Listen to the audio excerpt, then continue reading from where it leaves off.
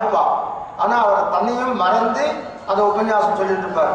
எவ்வளவு சொன்னாலும் அவருக்கு திருப்தியே ஏற்படாது. இன்னும் கொஞ்சம் சொல்லாமான்னு. இது ஏதாவது கைமாறா எதிர்பார்க்கிறார். அவர் என்ன கைமாறி எதிர்பார்க்கிறாருன்னா, அந்த சிஷ்ய வர்க்கங்கள் யார் கேட்கிறாரோ அவள்லாம் சந்தோஷமா இருக்குன்னு சொன்னாலும் அதான் பெரிய இதை கைமாறாக எதிர்பார்த்தது. வேற ஒன்றும் கைமாறு என்று எதிர்பார்ப்பதில்லை. தனக்கு தெரிந்த விஷயங்கள் அத்தனையும் எல்லாருக்கும் சொல்லிடணும், எல்லாரும் ஞானம் பெறணும் அப்படின்னு ஒரே ஆசை. எல்லாரும் மோட்சத்துக்கு போக வேண்டும், அடைய வேண்டும் என்ற ஒரே ஆசைதான். அதே மாதிரியாக மேகங்களானது சில காலங்களில் மிகவும் சொல்பமாக பெய்யும், சில சமயத்துல அதிவிருஷ்டியா எல்லா இடத்துலையும் வெள்ளக்காடா ஆகிப்படுது, அபரிமிதமா ஆகிப்படுது. அதே மாதிரியாகத்தான் இந்த ஆச்சாரியர்களால மந்திரோபதேசம் செய்யறோம்னு சொல்லிட்டு சிஷ்யர் செவியிலே சில அக்ஷரங்களை எல்லாம் சொல்லி நிற்பர். அன்னைக்கே பார்த்தோம் இல்லையா, சிஷ்யர்களுக்கு திருமந்திரார்த்தத்தை உபதேசிக்கிறார்கள். அப்பொழுது 2 வார்த்தைகள் தான் சொல்றாங்க, இதை மட்டும்தான் சொல்லுவார். ஆனா மற்ற காலங்கள்ல அது முடிஞ்சு அடுத்த கட்டம் வரும் பொழுது அவளுக்கு காலட்சேப கிரந்தங்களை எல்லாம் சொல்லும் போது பிரவச்சனம் செய்யும் இடத்து ஸ்ருதி ஸ்மிருதி இதிகாச புராணம் இந்த இதெல்லாம் இருக்கிற உபய வேதாந்தங்கள் ரகசிய சாரங்கள் இதெல்லாம் நிறைய சொல்லிட்டே போவா. அவளே சிஷ்யர்கள்லாம் போதும் போதும் போதுன்ற அளவுக்கு அவளுக்கு ஞானம் அவ்வளவுதானே, பாவம் குழந்தைகள் தானே, எல்லாருக்கும் அத்தனை ஞானம் வந்துடாத. ஒவ்வொரு ஸ்டெப் படிப்படியாக தானே ஏறணும் ஞானம். இந்த பள்ளிக்கூடத்தில் படிச்சுட்டு இருக்கோம், இன்னைக்கு 5ஆம் கிளாஸ்னா அப்புறம் 4வது, அப்படி 6வது 7வது 8வது 9வது போயிட்டே இருக்க மாதிரி அப்புறம் காலேஜுக்கு போய் டிகிரி போஸ்ட் கிராஜுவேஷன் முடிக்கிற மாதிரியா. இவாளும் இப்போதான் வந்துட்டு இருக்கா, கொஞ்சம் கொஞ்சமாக ட்ரெயின் ஆகிட்டு இருக்கா. அவளுக்கு எம்ஏ லெவலில் சொன்னா இன்னைக்கு எங்கே புரிய போகிறது, அதில் போதும் போதும் என்று சொல்ற அளவுக்கு ஆச்சரியமாக அவர்கள் அபரிமிதமாக சொல்லிக் கொண்டிருப்பார்கள் என்பதானது.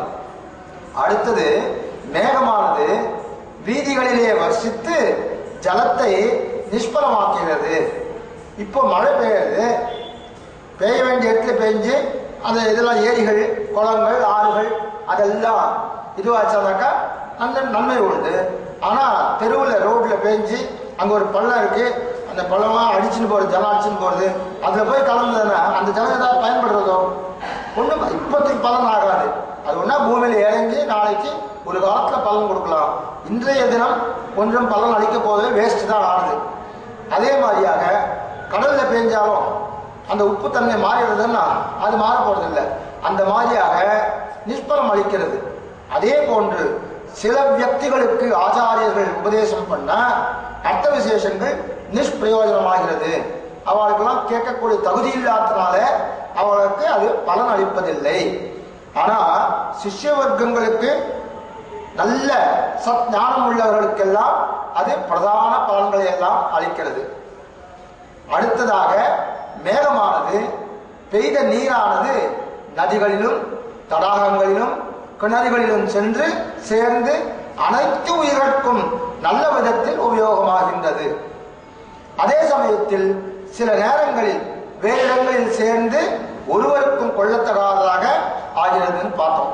அதே மாதிரியாக சத்பாத்திரத்தில் ஆச்சாரியர்கள் சத்பாத்திரத்தில் வர்ஷிக்கும் அர்த்த விசேஷங்கள் ஆச்சாரிய பரம்பரையாய் அனுகிரகித்து அனுபவிக்கத்தக்கதாயும் அபாத்திரங்களில் சத்தில்லாத பாத்திரங்கள் எல்லாம் தந்த அர்த்தங்கள் பழுக்க காய்ச்சின இரும்புல கொண்டு ஜலத்தை விட்டா ஒண்ணு அந்த மாதிரி தண்ணீர் போல அசத் கல்பங்களாகவே இருக்கும் என்பது பெறப்படுகின்றது. அடுத்ததாக மேகமானது பயிரெல்லாம் இருக்கு, அது சாதக பட்சி அந்த மாதிரி முதலிய அனன்ய கதிகளால் வேறொன்றும் சரணில்லைன்னு பார்ப்போம், வழியே நம்பியிருக்க அது மாதிரி வஸ்துக்கள் எதிர்பார்க்கப்பட்டு அவற்றுக்கு உபகாரமாயும் அனுகூலமாயும் இருக்கக்கூடி செய்து மழையை பொழிந்து நன்றாக செழிப்பாக அடைய செய்கின்றது. இது பெருமாள் திருமணத்தில் ஒரு பாசுரத்திற்கு எத்தனையும் வான்மறந்த காலத்தும் பைங்கூழ்கள் மைத்தெழுந்த மாமிகள் போல் பார்த்திருக்கும் அப்படின்னு சொல்லிருக்கு. அதே ஒண்ணு இன்னொரு இடத்துல எருக்கம் செடிகளில் பெய்து நஷ்டப்படுத்தும். அது அந்த இடத்துல நீர்காலத்து எருக்கில் பல இலை போல் வீழ்வேனை நாச்சியார் திருவிழா ஒரு பாசனம் வந்திருக்கு. இப்போ ஆச்சாரியர்கள் பார்ப்போம், அவ என்ன பண்றாங்க. ஆச்சாரிய திவ்ய சுக்திகளுக்கும் அனன்ய கதிகளால் குதூகலத்தோடு எதிர்பார்க்கப்பட்டு உபயோகம் கொள்ளப்படுகிறது. அதே சமயம் விதண்டாவாதிகள், குதிருஷ்டிகள், அவள்லாம் இருக்காள பிற சமயவாதிகள் போன்றோரை நசிக்க பயன்படுகிறது அப்படின்றதாக பார்க்கணும். இப்போ பூர்வர்கள், பூர்வாச்சாரியர்கள் இருக்காங்க இல்லையோ, பூர்வர்கள் சொல்வாங்க. பூர்வர்கள் பணித்த ஒரு அற்புதமான ஸ்லோகம் ரத்னம், ஸ்லோக ரத்னம், அதனுடைய பொருளை நாம் இங்கே ஆராய்வோம். நம்மாழ்வாருடைய காலமேகம், நம்மாழ்வார் ஆகிய காலமேகம் சியப்பதி என்னும் கடலிலே புக்கு. சியப்பதி என்ற சிவன் நாராயணன், கடல்றது பெருசு இல்லையா, அந்த காலமேகமானது சியப்பதி என்னும் கடலிலே புகுந்து கருணையாகிற நீரை முகந்து கொண்டு ஸ்ரீமன் நாதமுனிகளாகிற மலை உச்சியிலே வர்ஷிக்க, அந்த மலையானது உய்யக்கொண்டார் மணக்கால் நம்பிகள் என்ற இரு ஆறுகளாக அருவிகளாக பாய்ந்து பெருகி யமுனை துறைவர் ஆளவந்தார் என்னும் ஆற்றிலே தங்கி, இங்கு கீழ் ஆறு இருக்கு, அந்த ஆற்றிலே தங்கி அங்கிருந்து பெருகி எம்பெருமானாரியாகிய ஏரியில் நிறைந்து, இந்த வீராணத்துறையில் கேள்விப்படுறோம், வீராணம் ஏரின்னு போயிடுவோம். வீராணத்து ஏரியில் தீர்த்தமானது 74 மதகுகள் வழியாக பெருகி பல ஊர் வயல்களிலே பாயுமா போலே. இந்த 74 சிம்மாசனாதிபதிகளின் வழியாக இவர் நியமிச்சிருக்கார், எம்பெருமானார் நியமிச்ச 74 சிம்மாசனாதிபதிகள், அவர்கள் மூலமாக சம்சாரி சேதனங்களாகிய நம்மை போன்றோர் பக்கத்திலே இடையலாது பெருகிக் இருக்கிறது எங்கை. இந்த ஸ்லோகத்தினுடைய பொருளாக கொள்ளப்படுகிறது. இதற்கு சார்பான விவரணத்தெல்லாம் காண்போம். ஆழிமழை கண்ணா முதல்ல ஆரம்பிக்கிறது இல்லையா, ஆழிமழை கண்ணா, இதற்கு பலபடியாக பொருள் கொள்ளலாம். கண்ணா அப்படின்னு சொன்னா நிர்வாகனே என்று ஒரு அர்த்தம். ஆச்சாரியன் ஒரு மலைக்கு நிர்வாககன். அதே போன்று திருக்கச்சி நம்பிகள் தம் தேவராஜ அஷ்டகத்திலே ஒன்று சொல்றார், பிரதீட்சணசிதா சிந்து விசி விச்சே பசி கரை காருண்ய மாருதானேதை சீதளை ரவிசிஞ்சமாம். அதே மாதிரி ஆழ்வார் சொல்றார் பாருங்க, வன் பொன்னி பேராறு போல் வரும் கண்ண நீர் கொண்டு அரங்கன் கோயில் திருமுற்றம் சேரு செய் தொண்டர் என்று சொல்லுகிறபடியே பகவத் குண விசேஷிதங்களை நினைந்து கண்ணும் கண்ணீருமாயிருப்பரே என்றபடி பொருள்.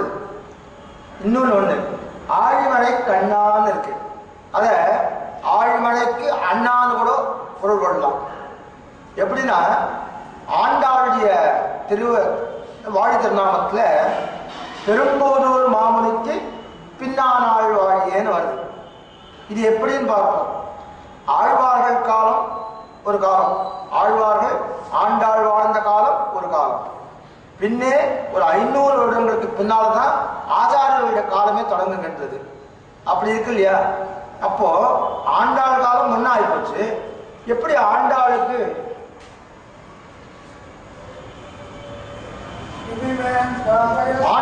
எப்படி அண்ணனாக முடியவர் அப்படின்றது தான் இங்க பார்க்க வேண்டியவர். இந்திரசாமம் விபத க்ஷேமோ அஸ்வினஹ கனகவல்லித்தாயார் வைகுண்டவார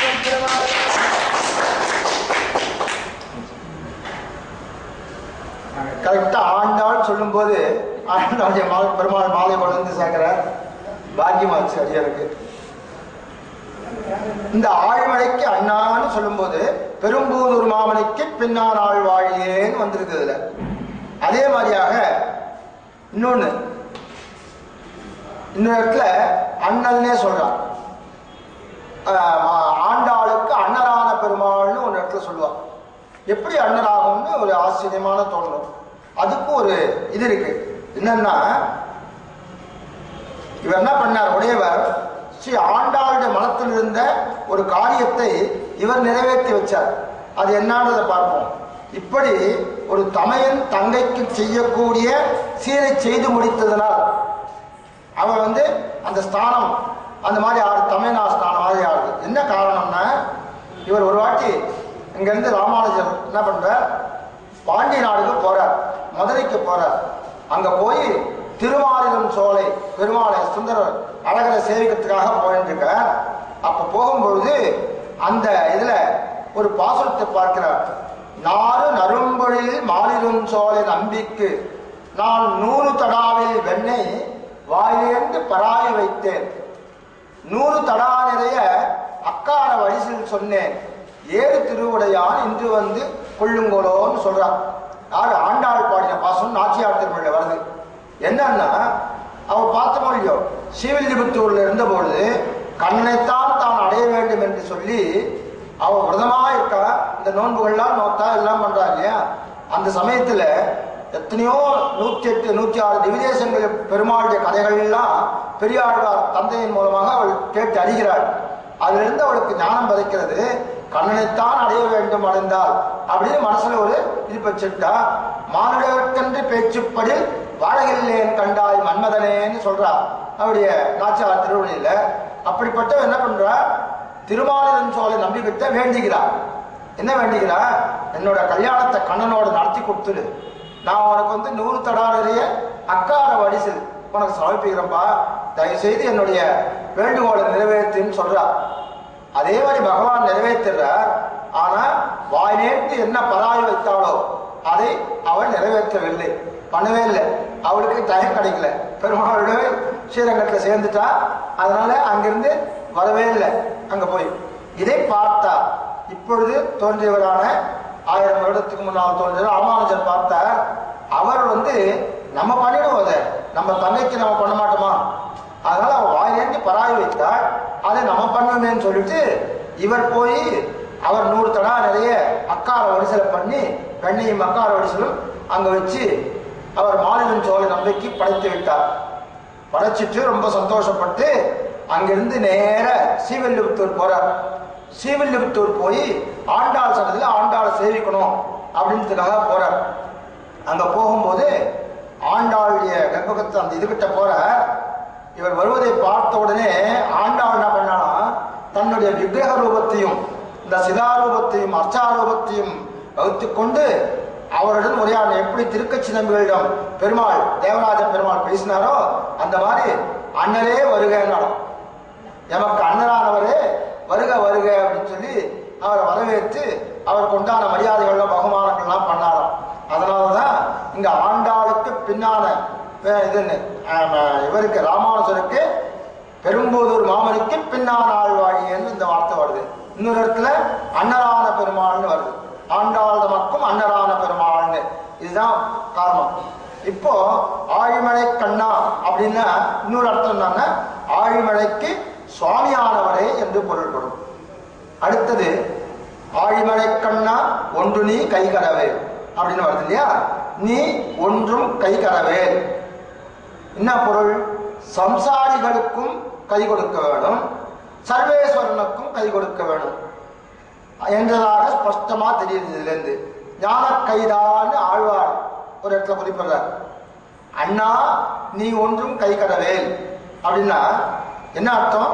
திருத்தமையனாகிற எம்பெருமானாரே, உமக்கு முற்பட்ட ஆளவந்தார் போன்ற ஆச்சாரியர்கள் எல்லோரும் பலரும் ஓரான் வழியாய் உபதேசித்து வந்தார்கள் மறைப்பொருள் எல்லாம். ஆனால் எந்த ஒரு அவதாரியும் பார்க்காமல் திருக்கோட்டியூர் நம்பிகளிடம் கற்ற அந்த திருமந்திர அர்த்தத்தை அந்த கோவில் கோபுரத்தில் திருக்கோஷ்டியூர் கோவில் கோபுரத்துக்கு சென்று ஆசையுடையோருக்கெல்லாம் ஆரியர்கள் கூறிவின்னு பேசி வரம்பறுத்தார் பெண்ணு சொல்லி அங்க நின்று இந்த மந்திரத்தையே திருமந்திரத்தை எல்லாருக்கும் உபதேசித்தார் இல்லையா. அதனால அந்த திருக்கோஷ்டியூர் நம்பி கோபமாக கேட்டு இதனுடைய தண்டனை